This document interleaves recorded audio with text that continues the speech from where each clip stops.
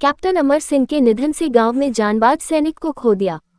भारत पाक 1965 में 1971 युद्ध के जांबाज सैनिक रहे। कप्तान रिटायर्ड होने के बाद गांव के युवाओं को भारतीय सेना के लिए अहम भूमिका निभाई।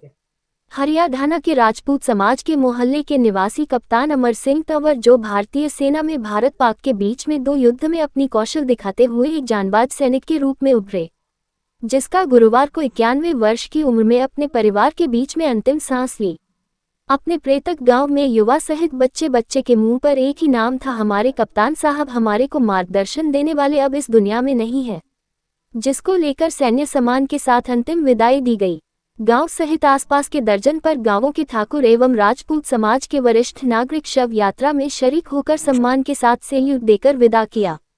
कैप्टन भारत पाक युद्ध में जांबाज सैनिक के रूप में उभरे कप्तान अमर सिंह तंवर 1955 में भारतीय सेवा में भर्ती होकर साहस और बहादुर के साथ भारत पाक के बीच में 1965 और 1971 के युद्ध में भारतीय सेवा में महत्वपूर्ण भूमिका निभाई गई।